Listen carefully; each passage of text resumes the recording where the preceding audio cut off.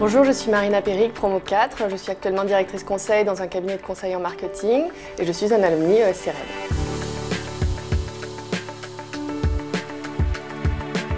Donc aujourd'hui, je suis directrice conseil dans un cabinet de conseil en marketing. J'ai commencé par une année de césure en fait. J'ai été assistant chef de produit chez Kodak et en fait j'étais en charge des packaging et des promotions. Pendant ce stage, j'ai rencontré le directeur d'une agence de design dans le cadre de la réalisation des packaging. Je suis ensuite partie finir mes études à Madrid et en revenant, c'est là que j'ai compris l'utilité du réseau en fait. J'ai contacté les personnes avec qui j'avais travaillé en stage et dont ce directeur d'agence de design qui dans la minute, m'a proposé un poste dans son agence. Donc j'ai commencé comme chef de projet dans une petite agence indépendante à Paris. Ensuite, au bout de 4 ans, j'ai intégré Future Brand. Future Brand, c'est une agence de 25 personnes environ qui a des clients dans des domaines assez variés. C'est ce qui est l'intérêt aussi de ce métier. Donc Nespresso, c'était le plus gros client qu'on avait et on a travaillé sur toute l'identité de marque et l'expérience de la marque, c'est-à-dire l'identité de marque, d'abord le logotype de la marque, donc comment on iconise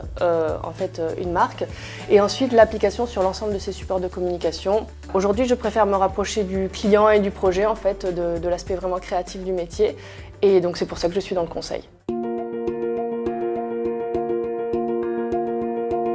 Alors moi je garde un très bon souvenir de l'ESCRN et aujourd'hui la plupart de mes amis viennent de l'ESCRN. Ça permet de côtoyer des gens qui ne sont pas forcément dans le marketing ou la communication comme moi, mais également dans la finance, dans les ressources humaines. À côté de ça, j'ai un réseau professionnel que j'ai développé qui est justement lui très sectoriel.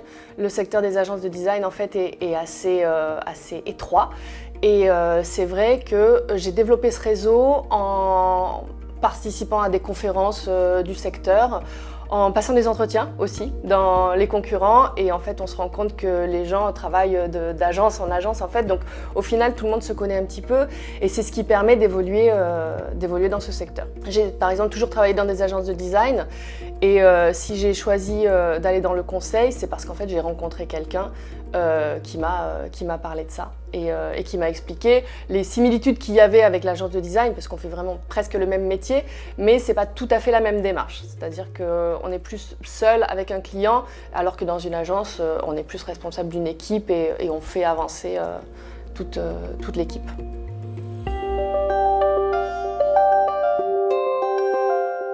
Si j'avais des conseils à donner aujourd'hui aux étudiants et aux alumni également, ce serait de faire une année de césure parce que c'est vraiment moi ce qui m'a ouvert les portes du milieu professionnel en fait.